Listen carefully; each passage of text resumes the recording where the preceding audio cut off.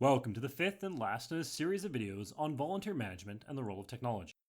These videos are based on a webinar hosted by the Chartered Professional Accountants of Alberta, CPA Alberta Community Ambassadors, and other organizations.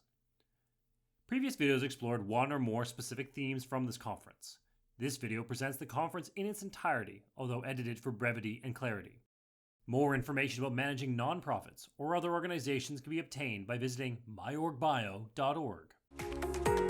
Hello, and welcome. I am so happy to welcome you to the latest CPA Community Ambassadors program. So CPA Ambassadors is very happy to host today. We're a place where we're matching CPAs and not-for-profits, and we're trying to give you the education, knowledge, and the network. And we have lots of people here. So we have over 120 people, so we're very excited. The next part is our land acknowledgement.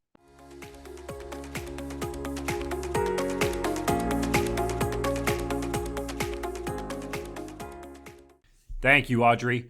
This video has been edited for brevity and clarity. I'm Hans Potter, and I'm your moderator for this video. Today, you are going to help an organization consider its options when it comes to managing its volunteers. The Canadian Birkenbinder Society, or the Birkie, is our use case when it comes to designing an optimum volunteer process. We'll hear more about what is the Birkie in a few moments, but first, an overview of today's session. Who you will hear from, how we can hear from you, and how you can share your expertise. That's right, your expertise. We do want to hear from you today, just not right this second. Hold on. You have a unique vantage point to join the conversation, help the peer organizations on this call, and ultimately improve your own experience for your own volunteers. So, welcome to the Birkie board. The problem with the session is that they can be somewhat abstract. To help find the grounding for this session, we're going to focus on one organization, the Birkie, and their volunteer management system challenges. Why the Birkie? Simply put, it was the impetus for this session, so it gets first dibs. The Birkie is an event-focused nonprofit. An operational nonprofit might be a food bank, school, or a homeless shelter. An episodic nonprofit requires its volunteers intermittently and at an unknown time. For example, the Red Cross dealing with wildfires. Today, you have all joined the Canadian Birkenbinder board. So, welcome. As a new board member, we are going to challenge you to recommend a VMS strategy for the Birkie. Don't vote yet, but we will be asking you to do so after you hear from our presenters. Thomas Gorczynski will provide an overview of our business use case, the Birkie. Thomas is the project lead for a student team working with society to investigate whether volunteer management software is right for it. We'll be hearing from Thomas and another student today. In addition to providing this overview, the students will return to talk about vendor management software landscape. Thomas, what exactly is the Birkie? What have you learned about the event? And tell us about your project. What is the Birkie? The Birkie is an event-driven, nonprofit organization that's looking to use a VMS to solve some of their business problems. It's an establishment looking to run a yearly event called the Birkenbinder, a cross-country ski event. Our project as NAID students was to find the best VMS solution for the Birkie according to its requirements.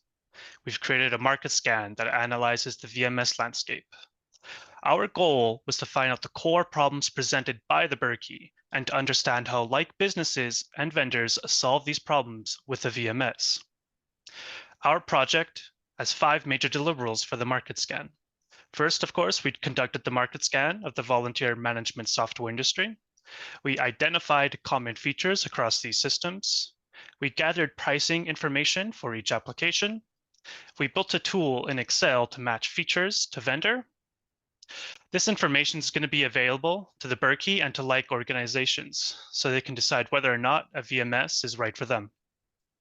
The goal of this was to create a tool for a report, but as well as create something usable by leaders in the nonprofit sector that can help them organize and become more efficient. The Birkie is a great use case. They have around 40 years of event experience, have dedicated volunteers, and a well-defined product for their event. So, what is the Canadian Birkenbinder? At its core, it's a 55-kilometer classic cross-country ski event through the national, provincial parks, and protected areas that lie to the east of Edmonton. The city is blessed with these resources, and there are not many major urban areas in the world that can run an international level sporting event through a wilderness area. The Birkebeiner legend goes back to 13th century Norway. It involves a dramatic rescue of the kingdom's crown prince by two warriors who skied across two mountain passes to deliver the child to safety.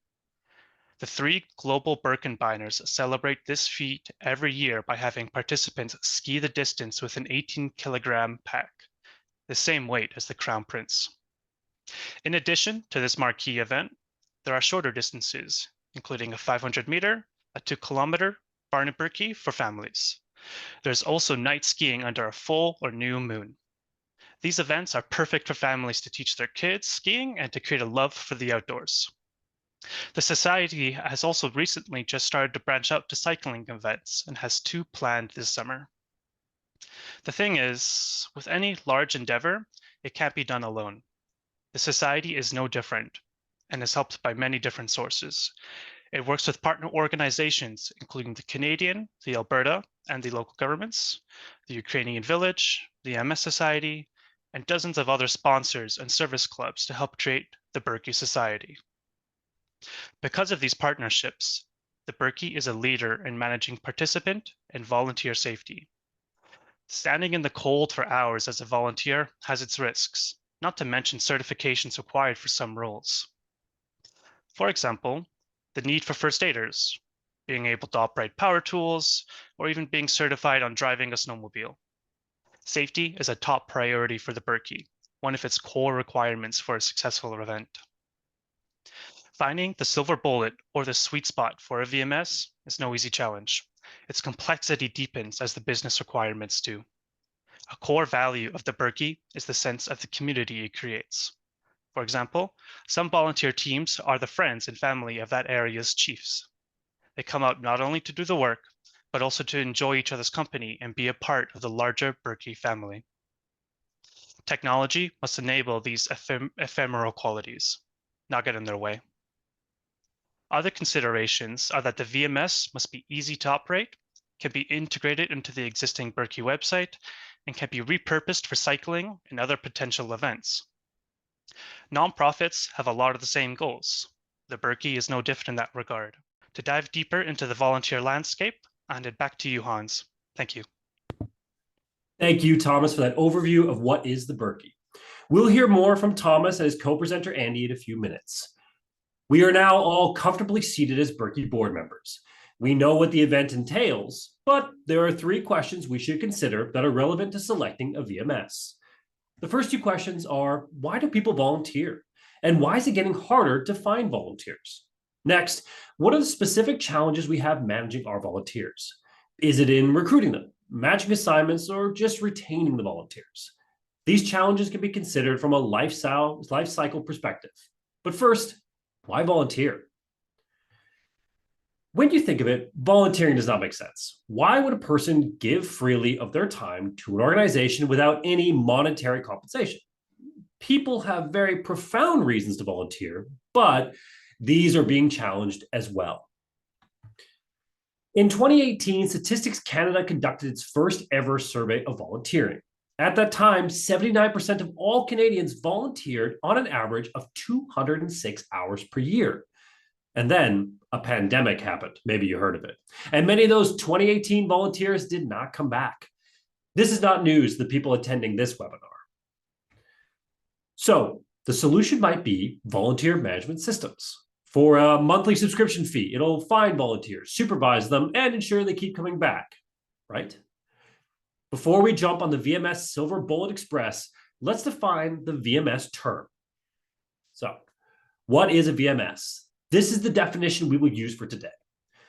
The third bullet point recognizes that you can't automate everything, and sometimes a manual process is best.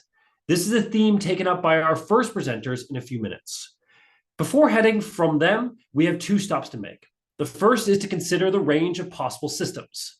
Next, we will stop and ask, how easy is it to volunteer for our organization? When thinking about the range of a VMS, it's easy to think of a volunteer management system as something you buy and implement. Phoning someone up and asking them to help next week is a system and a perfectly legitimate one, if it works for a nonprofit. At the other extreme is a large organization tool, such as a client relationship management system. Andy will talk more about these later on. In between lie most of the organizations that use a spreadsheet, Google Form, or have implemented a commercial VMS such as Volunteer Local. Our focus today will be on the sweet spot between an online form, such as what Flying Canoe uses, and a commercial system, such as what Volunteer Local provides. Before getting into the sweet spot, though, let's talk about some burdens.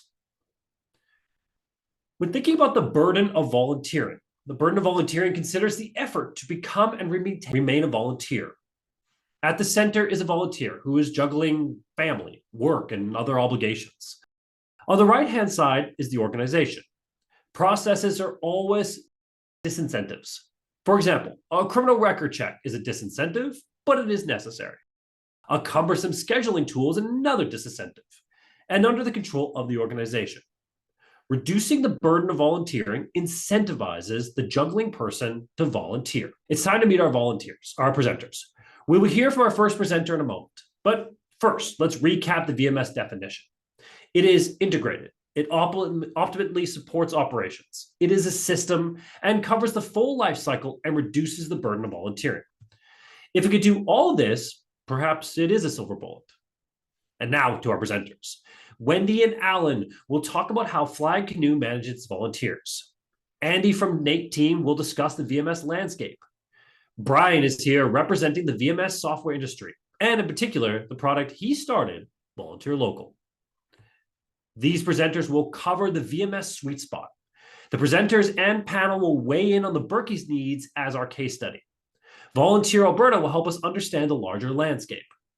Finally, we want to hear from you, the audience. Hear your thoughts, feelings, and questions in the chat, and we'll get to them. So if you do have a question, thought, or feeling, make sure you put it in that chat so we can get to it. But to start, let's hop in to our Flying Canoe. Please refer to the Eventbrite invitation or website for any of the biographies. And now we turn to Alan. Alan, what exactly is Flying Canoe? Thank you, Hans, and thanks all for being here. The Flying Canoe is a winter festival, a celebration of three pillars of the region. We call them, it's the Indigenous, Francophone, and resulting Métis cultures. It's an illuminated festival that takes place over 4 evenings here in Edmonton, in La Cité Francophone Bonnie Doon region. And it has become from 3,000 participants, visitors, in about 12 years ago, we have up to 100,000 participants in over 4 evenings of this. We have stages, we have music, we have stories, and the Flying Canoe is based on a tale of Francophone French-Canadian legend of some coureurs de bois, des voyageurs, who wanted to get home, make a pact with the devil, and of course the result is almost like ghost riders in the night. They are destined to fly the skies for the rest of eternity. Next slide, please. As I mentioned, so it's a great story of Indigenous. They have a bewitched canoe story, a tale. The Flying Canoe is the Francophone version. And what we do is we invite those cultures, the Indigenous, Métis, as well as Francophone cultures, to present through various venues in the Mill Creek Ravine and here at La Cité Francophone. Cultural celebration, respectful of authenticity of presentation. We don't program those venues, Indigenous or Métis. We are not those cultures. We provide spaces and places for that. As I mentioned, we have about over 100,000 volunteers over 4 evenings of programming. It's an evening illumination festival celebrating a winter's night. We have about 200 volunteers, I think maximum. Wendy will speak to that. I'm the director of the festival. We have over 60 corporate sponsors, a plethora of community partners and collaborators, a very small permanent staff, which expands, as all festivals do in this region, to 50 to 60 to 80 contract staff, event staff, installation, production teams. And I'm pleased and honored to hire over 100 musicians, artists, cultural carriers, heritage performers for the duration of the evenings of the festival. Next slide, please. Now, when it comes to volunteering, we've been very blessed to, even though it's a large, we have a 4.5 kilometer loop footprint in the ravine, the volunteer our needs for volunteers are not that huge as Wendy will describe in the next few minutes. But my role as director of the festival, I don't get into the weeds of the volunteering. I just make sure I have answers to questions as they come up, and am able to provide a resource as far as perspectives and strategies regarding roles, responsibilities, what new additions to the festival or what sort of omissions to the festival that occur year after year. And we are more than pleased to have Wendy Duthie as our volunteer coordinator for year 2 years in a row, which in this industry is something. Wendy brings a wealth of experience, not just in human resources, but also in procurement, in technology skills, anything we need with Excel and Google Sheets and Docs.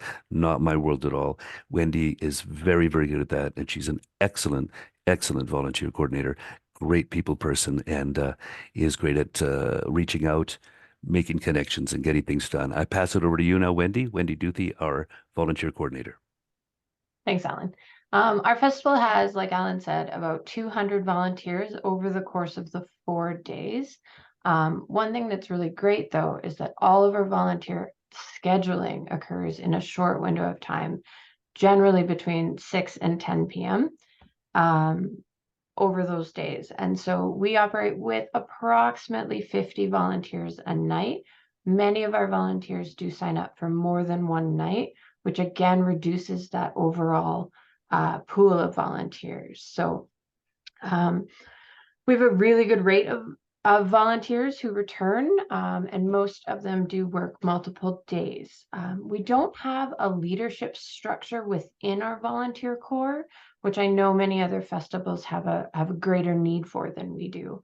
And so because of that, I am able to personally manage all of these people all at once, which I know for some people that sounds really daunting and maybe isn't practical for your event, but it is something that luckily does work for us. Our volunteers they get a free meal, and they have honestly a simple task that is assigned to them that is both engaging and is really submersed in the festival. So they do really get a participation sense from what they're doing. So thank you. Our festival has been fortunate that it has had a few key volunteers who do return year after year, who do take on that leadership in certain areas. So sorry guys, my voice. And we use a simple Google form. When I came into this festival, we were still using a PDF, and I viewed that to be a barrier to our volunteer signups. And so because I'm familiar with Google and with the Google Forms specifically, I opted into that, and mainly for the spreadsheet that it generates and how flexible that spreadsheet is. We haven't really looked into other solutions because we haven't seen, despite our festival attendance growing, our volunteer needs aren't really changing that much. I think it's really important that volunteers have a meaningful and engaging task. And so I'm very considerate about what I'm asking them to do in the time that they are so generously giving me. So in short, though, Google, works for us. This is a good form for us. So it's part of what we do that makes our volunteer experience actually like good and functional. So sorry. These are the things that are on the form. This is the information that I get straight off the bat that I can use to make all of the decisions in regards to scheduling, placement, and all of the more nuanced things that you get when dealing with humans, especially ones who are, again, donating their time. So their names, their pronouns, things like that. Obviously, your emergency information and the things that we need to provide for legal reasons. And then I think something that's really important to get from them is those accommodation needs. So it really cuts down a lot of back and forth emailing if I can just ask straight up for someone to tell me that stuff. You need a chair? Not a problem. I'm going to put you somewhere with a chair. Things like that. Yeah, so Google collects all this stuff into a spreadsheet that I can then shuffle, rearrange, and use to make our schedule. So it's once I've done that, I email everybody using just a mail merge situation. I send everybody their portion of the schedule, and then I'm available to answer any questions or make any changes.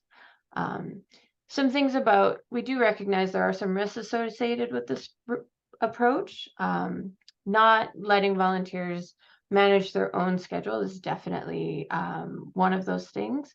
Again, because of our size, I haven't really experienced that, but I do know that it is something that, it's also something I kind of like having that control, so I can put people where they're better suited. But part of that comes from the long relationships that we have with our volunteers too. There's definitely a little bit of a privacy concern. I know Google is a very secure program and system, but it's definitely something I know certain individuals would perhaps be hesitant to participate with us. That said, I'm a flexible person. If somebody doesn't want to participate in using the technology that we use, there are other ways for them. Obviously, they can always call the office or come on in, and we can intake them as a volunteer in another way. Again, because of our size. Finally, we do need to have staff who are capable of building this Google form, which currently I do. And I know that there's definitely some longevity questions about that. Should I leave the festival? What will I be leaving it with as far as the future information? So these are challenges that are evident in the levels of satisfaction that we have sometimes.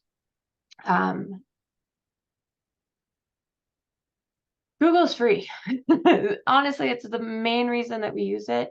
I have done a small amount of research into other options. There are definitely other options. But one thing I noticed with every single VMS or other form system is that it still would need a certain amount of customization and data entry done by me to get the results that I and our festival needs. And so that's why we've stuck with Google. I'm curious to know, maybe there is a perfect solution out there for me, but I haven't found it yet. And because our festival is just one time a year, over 4 days, a monthly subscription service hasn't really made sense for us. So there you have it. That's why we use this auto manual route that we're talking about. That's all. Thanks. Thank you, Wendy. Thank you, Alan, for sharing your experience with the Flying Canoe. Flying Canoe is on the very left side of our sweet spot today. In a few moments, we're going to hear from Brian, CEO of Volunteer Local, about the merits of buying your VMS. But before hearing from Brian, let's go back to our innate team and better understand exactly how big is the commercial VMS landscape. Andy, you have performed an extensive VMS market scan. While some of these are not relevant to the Berkey, there's still a long list to work through. So Andy, tell us, what have been your findings to date? Thank you, Hans, for the introduction and the opportunity to discuss our project. Today, I want to discuss how the NAID team took an extensive survey of the VMS landscape and reduced it to a more manageable number. To address this challenge, our team is developing an Excel tool to assist organizations like Berkey in filtering through the various VMS options available. We're still in the middle of the project, so I'll also briefly touch on gathering requirements for Berkey. I also want to ask for your help in this project. So the landscape of volunteer management systems is vast and continuously evolving, reflecting the diverse needs of organizations across various industries. Keeping pace with this dynamic landscape can be challenging for most event-driven nonprofit organizations. And using the Berkey as a use case, our team started with a comprehensive search of volunteer management solutions And the result was this graphic and the multiple categories the results fell into. Ultimately, the point of casting a wide net was to give the Berkey and other similar organizations confidence that they have examined the entire market. Our project team looked at 176 potential vendors and reduced that number to less than 3 dozen by asking 3 questions. First question was, is this a Berkey-sized solution? Second question was, is the VMS aligned to the Berkey? So the Goldilocks evaluation of not too big, not too small, and not too defunct. And the third question was, does the software meet the Berkey's specific requirements? We eliminated 129 of the 176 applications because of the reasons listed here. In some cases, it was a false positive. For example, we had a hit for video management software versus volunteer. Fundraising was a common theme that came up in our search, which was also eliminated. A large number were purpose-built, for example, for a company's internal volunteers, to recruit volunteers to an organization, training or learning management systems, and some simply have ceased to exist. What is the takeaway from the 129 data points? The key takeaway was that a simple Google search is not enough to find a VMS. After that initial filtering, we still had 47 to review. To help with this, we enlisted Goldilocks. Some of the solutions had a specific industry focus. For example, it was tailored for a church or a museum. A couple of systems would be perfect for running a Rolling Stones concert or the Olympics, but were too large for the Berkey. An interesting group used the crowdsourcing model to attract volunteers to specific on-off projects. Through the Berkey lens, we filtered 32 potential VMS applications that Goldilocks might like. They were not too small, too large, or too episodic, or too operations. They seemed to be just right.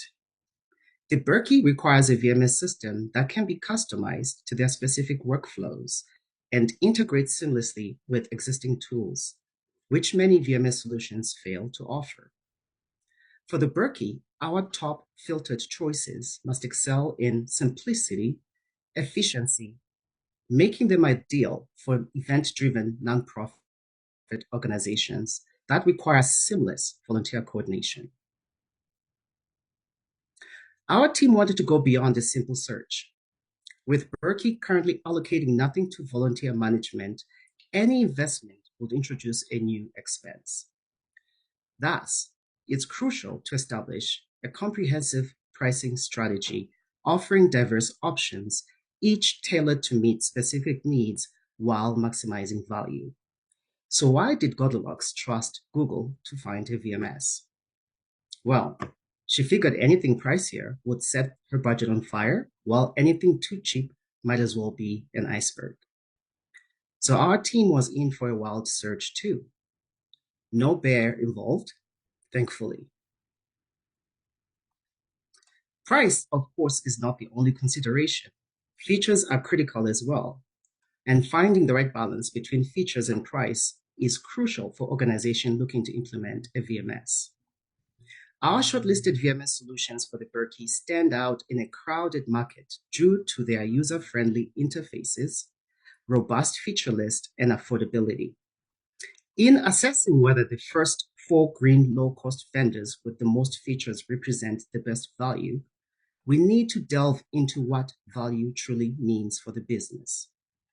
Value in a business context is about the benefits gained relative to the costs incurred. It's not just about finding the lowest price, but rather about achieving the greatest return on investment. In the case of volunteer management systems, this means evaluating how well the features offered align with the organization's needs and how effectively they contribute to achieve its goals. So what are some of these features? This word cloud represents the most and least common capabilities of the 32 filtered solutions.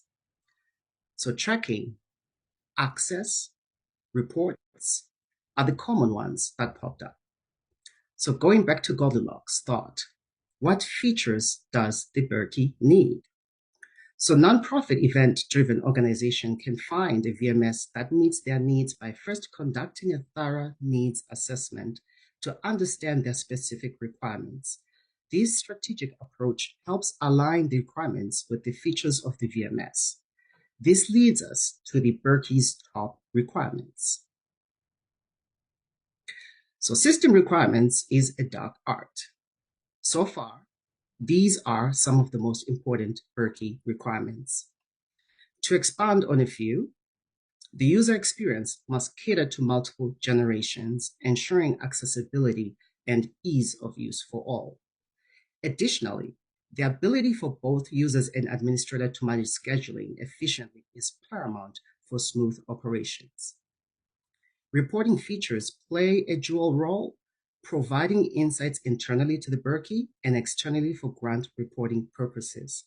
However, beyond attracting volunteers, the system must also focus on retention, ensuring a continuous and committed volunteer base. And this brings us to where we started. The NATE project team is ultimately interested in helping all nonprofits decide if VMS software is right for them. Our team would love to speak with individuals attending this session to get a wide perspective. We will work with CPA ambassadors to publish the results. And this will help nonprofits, the Berkey, and of course, Goldilocks happy. And now, back to you, Hans. Thank you so much, Andy, for sharing the work that you and the NATE team have undertaken. And you know what? When you do see Goldilocks, tell her I say hi.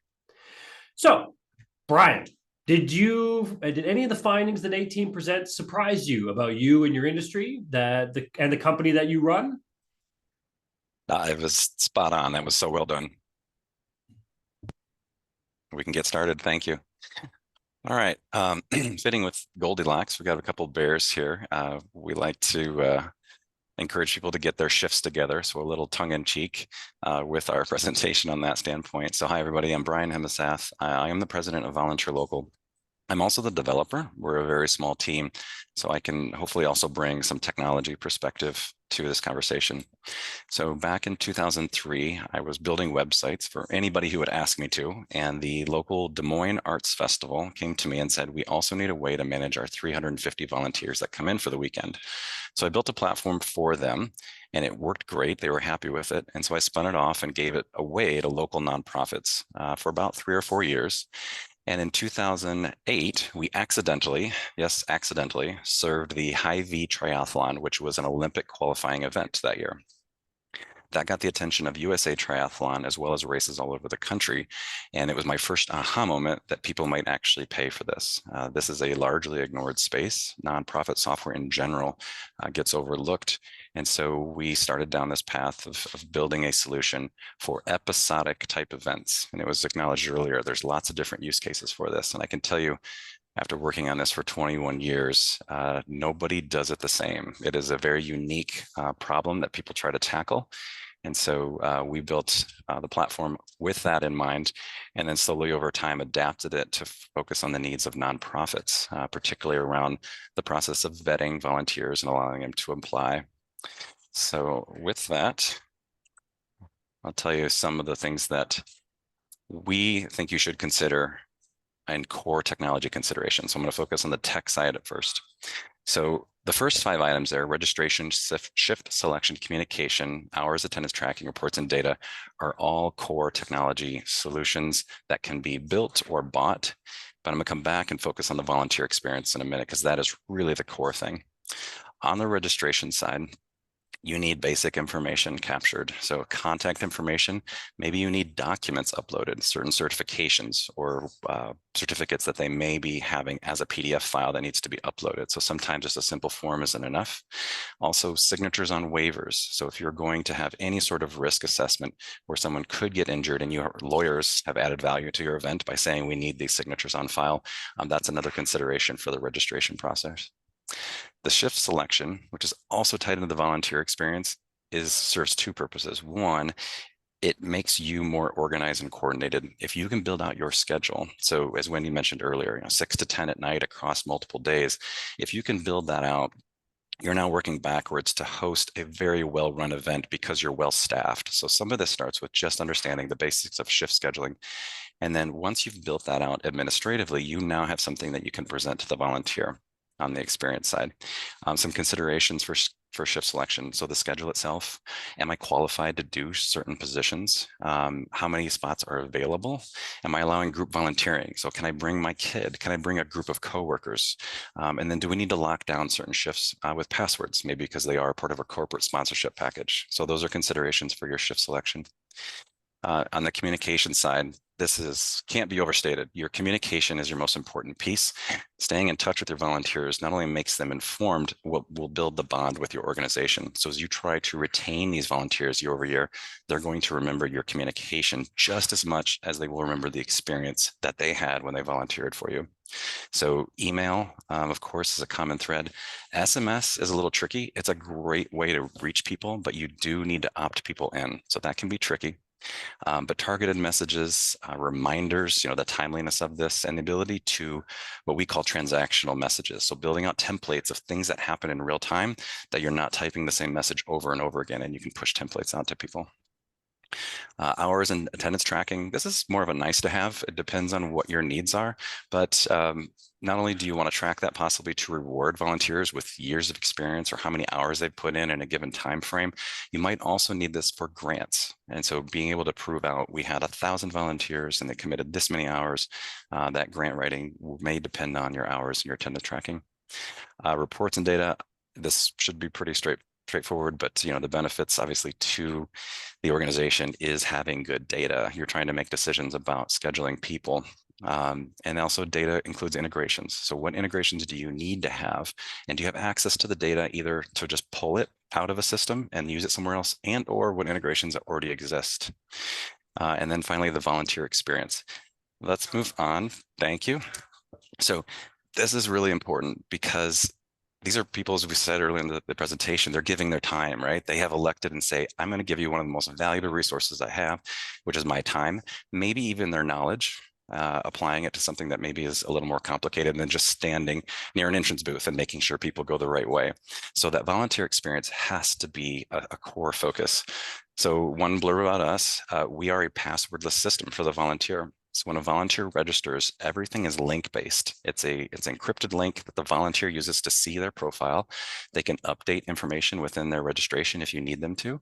They can also see their whole schedule if you allow them to cancel their shift or check out or check in. These are all things that they can do from a profile, which again for us is passwordless. So if you're looking at a VMS that does have an account creation process with a password, that's one thing to think about. How easy is that to manage? If you've ever, really worked anywhere and forgotten your password or can't recover it, that's a huge hurdle that no one should have to go over. So there's a plug for us. One thing though, that I think is really, really key to the volunteer experience. So as far as the next piece here, if you're thinking through this is really a volunteer management system is like a CRM. Now, we don't market ourselves as a CRM because I don't want to go and compete with the HubSpots and the Salesforce of the world. We are a volunteer management solution. And so that, though, includes a core component of CRM. But again, we're not just building a database. We want to build this experience. And if anybody's never seen it before, KISS is keep it simple, stupid. So always keep about how can we make this a really good experience for them and keep it really, really simple. This goes without saying, but you need to be mobile. The impetus to volunteer might strike somebody at the right time because a friend told them, they scanned a QR code, they heard a radio ad, whatever it might be that drives them to volunteer, you've got to capture that excitement and interest in the moment. And that might only be available on their mobile phone. So that has to be something that's consistent throughout the process, is like giving them a mobile experience. And then I mentioned earlier communication. So not only are you, so the Wendy's of the world, right? She is really the most valuable part of the volunteer experience for that organization. The fact that she's here for year 2, that's awesome. Hopefully they keep her around for as long as she wants to be. And so giving her the right tools, and she would probably tell you communication with the volunteers is really, really important with making that experience. What I heard is there are then what we call captains or other users in the platform, right? There's a dissemination of people bringing their family and friends to volunteer, giving them tools to communicate, not necessarily all the parts of a VMS, but allowing your leaders to really distribute, and they become promoters. I hate to use that example, but they really are in a way becoming a promoter of your opportunity. Right. So now let's talk about the Wendy's of the world. These, again, are the most important people because they are doing the hard work, and they are probably a volunteer themselves. And I can't speak for Wendy, but I know a lot of our customers, the volunteer directors, are a volunteer. And so if you value their time, you need to make sure they have the right technology. Whether you're building, buying, or piecing together a solution, you need to really honor them and make sure they have the right tools to do their job, because you'll otherwise burn them out and they won't come back the next year, and you're not really building a program at that point. As far as a case for a VMS, do you want to learn multiple platforms, or do you want to have everything in one platform? It's a lot easier to train on one than to have to put together multiple platforms. On our side, support is included. So we provide unlimited support within our platform. We even answer the phone. And so you got to think about who is the person that maybe volunteered 3 years ago and built something for you or pieced something together. When they go, who's now responsible for picking that up? Things like annual maintenance, building new features, those are all part of a solution or benefit to having a VMS do that. So as I mentioned, I'm a technical person. So finding volunteers with technical talent is really, really hard. And again, the longevity of how long will that person be around is something to consider. So if you can find a technical volunteer that says, we want to build this, I'm not against that at all. I wouldn't talk you out of it, but just have the scope of like, how much are we asking of this person? Can they really hit all the milestones we needed to hit? And then the last thing, they're balancing your resources. It was the Des Moines Arts Festival director.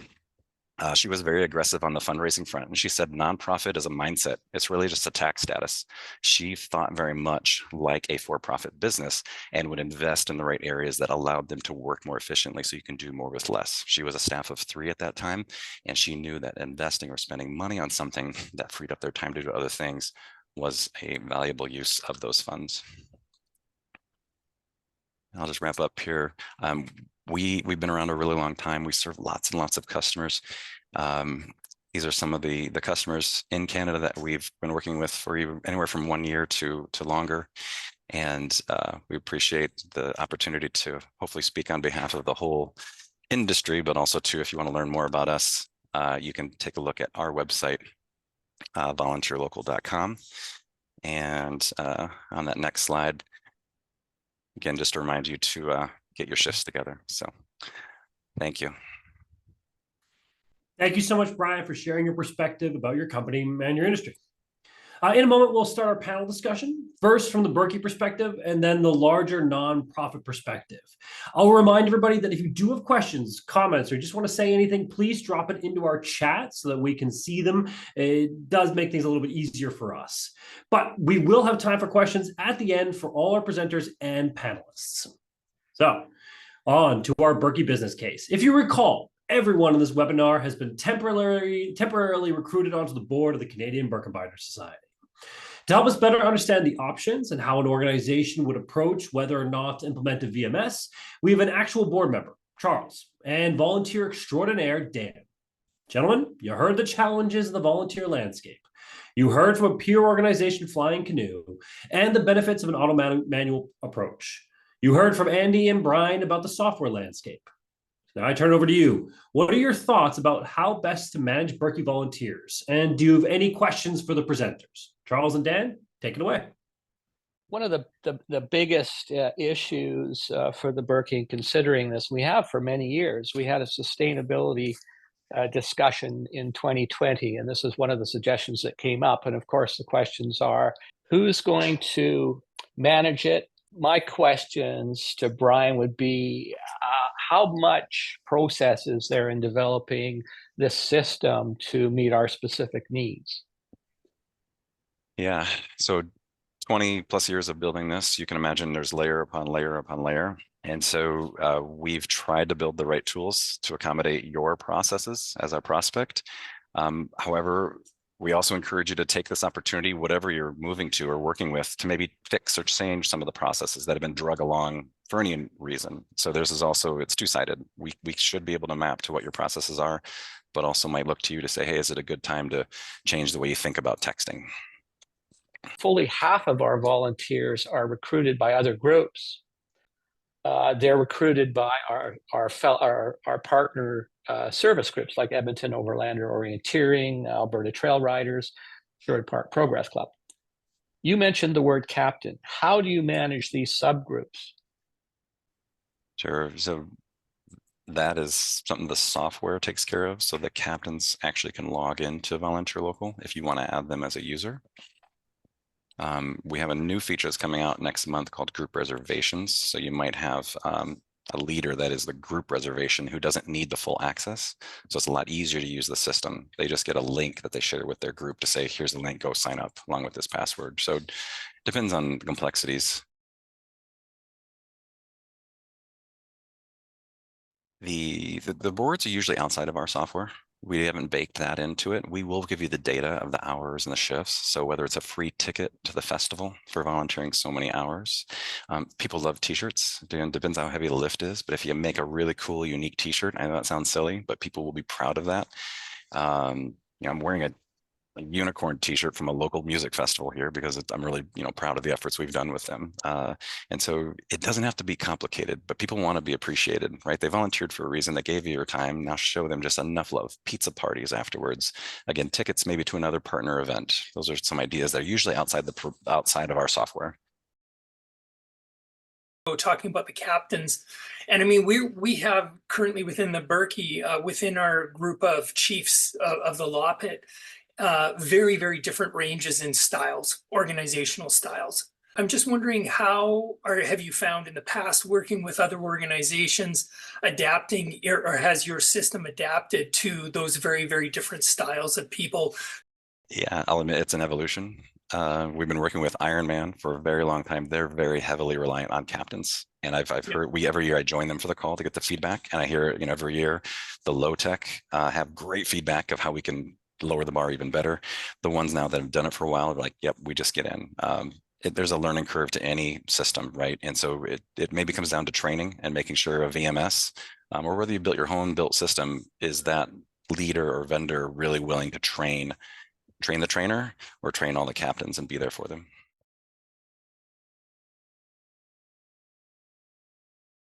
So Volunteer Alberta, we're an organization that supports nonprofits in their screening, resources development. We are not a magical source for volunteers, as much as a lot of people like to say. Every organization is going to be unique in what their needs are and how they build and use their volunteers within a thing. So I'm going to just kind of talk about some highlights and things to think about as you kind of decide what volunteer management system is going to be the best for you. Start with the basics. A volunteer management system is not magically going to solve and recruit 1,000 volunteers for you. It's going to really depend on your relationships that you have built as an organization, what the impact of your organization is on the community, and how you share those stories and what the stories of your volunteers are, and that human approach. So having a human like Wendy, who is sticking there at Flying Canoe for a few years and being that human and getting to know their volunteers is probably actually more useful in a lot of ways than a database system, but they're both important. So I find before you even start looking at, we need a volunteer management system, is looking at your organization. First part of getting on your website, introducing, to the very end of officially becoming a volunteer, look through that whole process and figure out where your roadblocks are as an organization. Are there things that you take a lot of time and you wish that it could be more efficient? Or are there places that you just feel a little stuck, or places where you're losing your volunteers? Those are good signals of where you might need a volunteer management system. And so kind of put that list in it. So it might be things like, it takes a lot of time to personally email all these volunteers. So maybe having a more streamlined communication approach might be the place for you. Volunteers, you might also hear from your volunteers feedback that they'd really like to sign up for their own shifts and they don't like the manual shifts thing. That's kind of a trend that seems to be moving in our system, but it's not going to work for every organization. So think of those roadblocks, create that thing, and then I'd say, then look at your resources, budget, and time of your staff and the budget of your organization and find the volunteer management system that's right for you. Other things that you might need to consider is also the buy-in of your current volunteers. You don't want to lose that volunteer base that you've already established with changing a system. So make sure you have the buy-ins of your current volunteer specialist. Setting up a new account with a password might lose some volunteers. So making sure you get that communication and that feedback and all that stuff before you start making any real decisions. Other things that might be really important and becoming more important are things like making sure the data that you have on your volunteers, they know that it's safe and secure. So having that trust of your volunteers for where that data is stored. And depending on your organization and your policies, where that data is stored from a PN system is going to be important as well. And also just from that, I always like to say it's also important to look at the data you're storing and make sure you don't store any unnecessary data. And then you just have to accept that change is constant. Change is always going to happen in this industry. So there's always going to be the fancy new tools. There's going to be a change as new demographics start volunteering. As our alpha generation starts volunteering, they're probably going to want and need things differently than our next generation. So think about that kind of stuff. You have to always be flexible and adapt, and that's kind of a quick summary. The conference covered a number of questions, of which 5 are the most memorable. Let's rejoin the conference and hear the discussion and editorial analysis from these questions. The first question asked the audience, what should the Berkey do? Adopt a VMS, stay the course, develop an online form, or another suggestion. An online poll provided the following results. The majority of respondents recommended investigating a commercial VMS solution, such as Volunteer Local. After viewing these videos, do you agree with this recommendation? Another audience poll asked the registrants about the maturity of their privacy efforts within their nonprofit. Based on this survey, 2/3 of the nonprofits lack or have immature privacy processes within their organization. Legislation will vary across jurisdictions and within a single location. A nonprofit may be required to comply with many different privacy requirements. For example, a private school in Alberta must comply not only with PIPA, but also requirements under the Education Act. A nonprofit operating in different provinces may need to comply with each provincial legislation as well as federal requirements. As an example, let's follow the decision tree whether a nonprofit falls under a PIPA jurisdiction.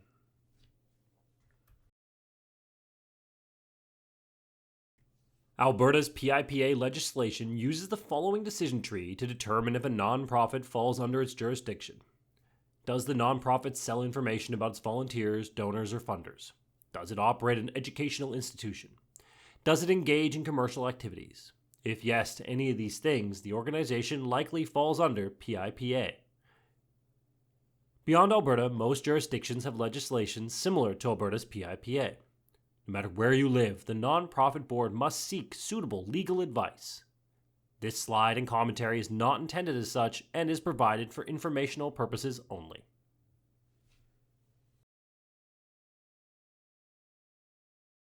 Let's hear what the panelists and presenters had to say about privacy.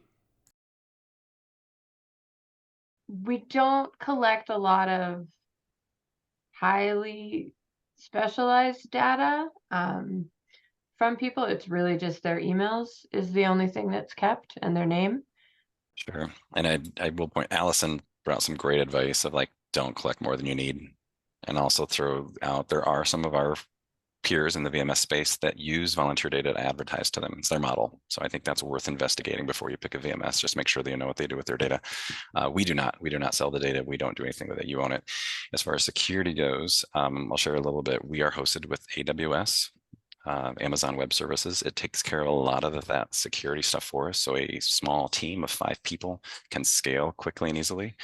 Each of our customers' data is segmented and protected, and so we don't ever have any crossover. We do encryption both in transit and at rest, all the things you should expect from a technology vendor. Well, with most of these systems that we came across, we found that they were adhering to the policies, the public policies like AWS, APIPA, I think, and to store that information. But I think it's VMS specific, what kind of sensitive information they store, and then like Brian was saying, that it would have to be up to the stakeholders to ensure that they are following those policies. So it goes by, it'll be VMS by VMS, and then it'll be the responsibility of the person looking for that system to dig deeper and make sure that they are adhering to those policies and that they have those strong privacy and security measures in place. A lot of these applications that we found, they don't really advertise exactly how they handle the data. They may mention that security is a feature and they might provide a couple of details along that subject, but they don't really dive very deep into how exactly the data is handled and if it's sold and that sort of thing. So yeah, as Andy mentioned, it's important to get a per basis understanding of if you're going to be selecting this VMS, then I think you need to dive a little bit deeper and understand exactly how the data is managed. If you're building your own VMS, such as through a Google form, be sure you understand the organization's legislative obligations and best practices when it comes to privacy. These questions should be asked of a commercial VMS provider. If a vendor cannot provide an unambiguous answer to the questions, such as what Brian was able to do in his section, carefully consider whether this is who you want to entrust your precious volunteer information to. Both the Flying Canoe and the Birkenbinder have scheduled volunteers, individuals who show up at a particular time, do a specific job, and then go home. But let's do some volunteer math. A 4-day event might have 2,400 scheduled hours of volunteer time. To prepare for the event, a 10-person volunteer board may work 80 hours each over the course of the year, attending meetings, finding funders, supporting grant applications, etc. Micro-volunteers might contribute another 600 hours, for example, grant writing, graphic design, social media management, and so forth. Reporting these hours to granting organizations, such as Alberta's Community Initiatives Program, different hourly rates are applied to different types of volunteers. Setting up, tearing down the event, and being the kind face tending a fire would fall under the $20 an hour assessment. Meeting the funders, crafting effective grant applications, designing graphics, and running an effective social media campaign is classified as skilled labor, valued at $35 an hour. The result is that half the total volunteer value may be missed if the non-scheduled or micro-volunteering contributions are not captured. Let's return to Volunteer Local and how it handles these contributions. VMS usually has the tasks and schedule defined. Our platform can do self-reporting. So if we want to track Charles, like how much time he's putting into an effort as a volunteer, they can do that retroactively. So like a Habitat for Humanity as an example, they're building year round. So our software will support that type of programming, less episodic and more ongoing programs.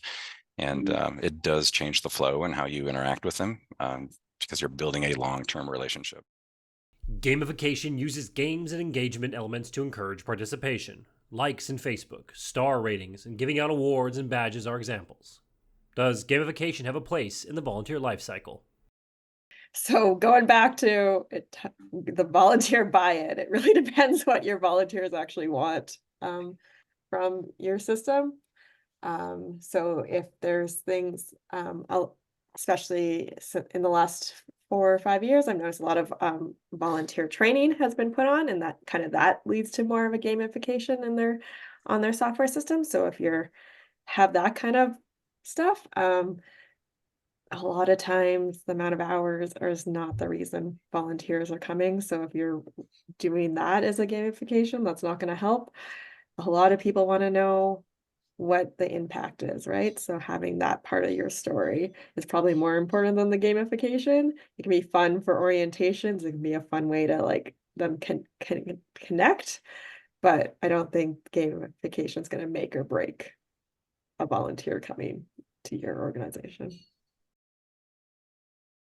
It really, like, our festival's free, so it's a question I get a lot from other volunteer organizers. Is like, well, why would anyone volunteer with you? What's the prize?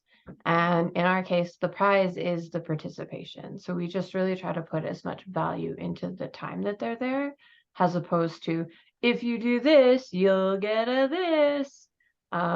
So yeah, it's really just we focus more on the actual activity that they're there and doing. From the Berkey perspective, we don't do gamification. We don't really rate or give stars to our volunteers. Our captains will likely not invite someone back that didn't fit in with their team, and that's a sort of a self-regulating thing. But from the reward perspective, swag and a volunteer orientation and appreciation event is very expensive part of our reward to volunteers at the Berkey. Returning to the silver bullet theme, how can a VMS support a small core of volunteers, find new volunteers, and keep the existing volunteers engaged?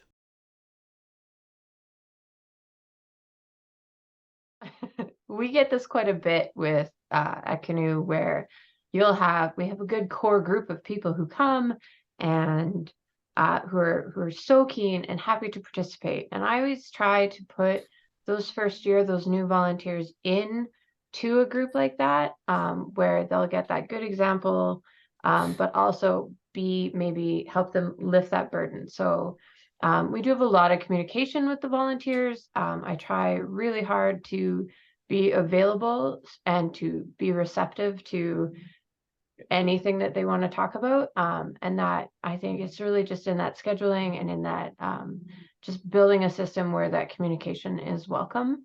And yeah, try and go from there with it. But it is almost a case-by-case instance, really. One thing I'd like to add to this is that we are unique in certain ways compared to other events in the area, that we are bilingual, we are a Francophone event. So one of the things that we do is really through our contacts here within our communities.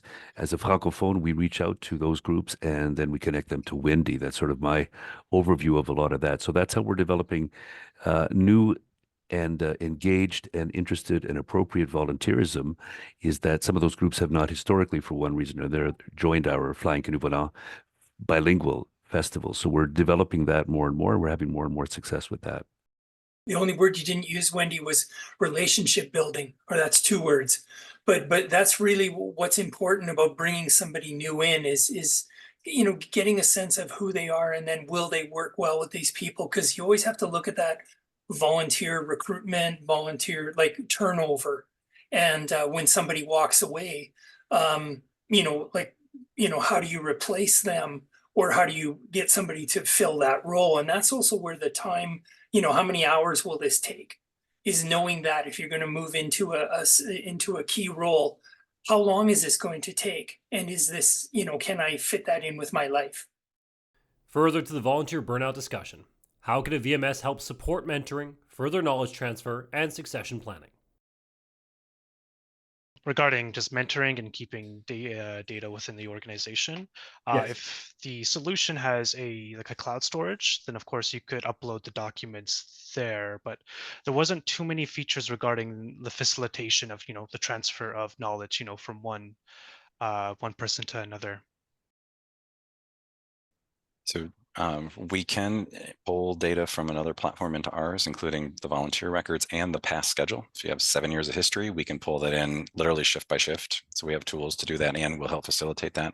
And then in terms of if your volunteer director leaves, the platform itself and how it's architected and laid out and all the forms built, like that carries over. And so we usually onboard that new person and we just review the platform. So we're not really like typing out documentation, but more like being able to reference, here's how the 2024 2024 programs went, and let's talk about, what you'd like to change. Before returning to Audrey and closing today's session, some closing thoughts from some of our presenters and panelists. Regardless of how you register your volunteers and intake them, that the experience overall should be enjoyable for the volunteer, that they should like spending their time there and want to come back. I don't know if there's going to be one magical solution. There's probably isn't, but similar kind of like that building relationship, having a point person for the volunteer. It might not always be the volunteer coordinator, but having someone that they know they can go ask questions to throughout their process, their whole life cycle is important. So having a human is a key part of this all in a very quick summary. Keeping track of the communications that you've had with people. So depending on the platform that you're using and things, you may have a phone conversation with someone and then also 7 emails, and just having some sort of centralized storage of what's already been said.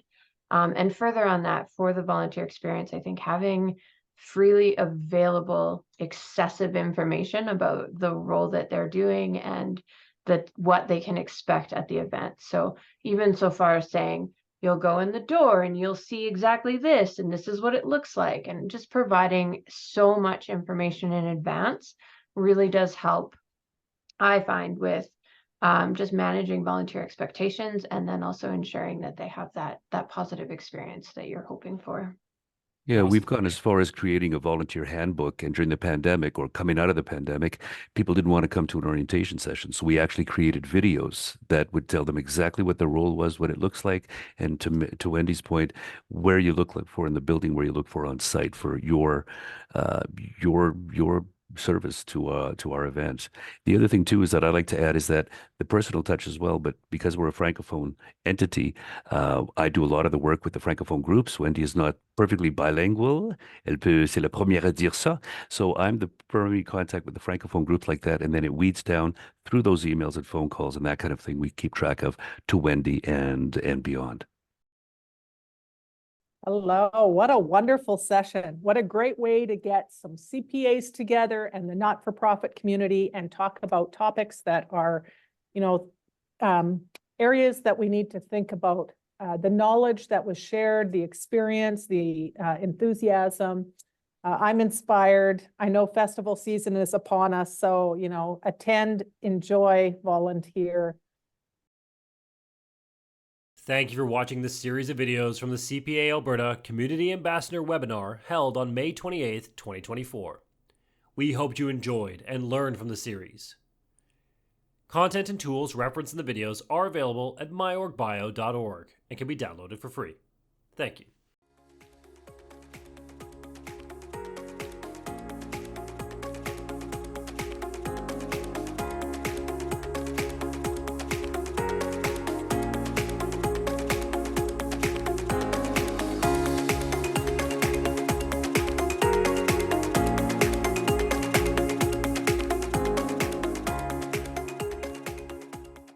Ha ha ha ha ha ha ha ha ha ha!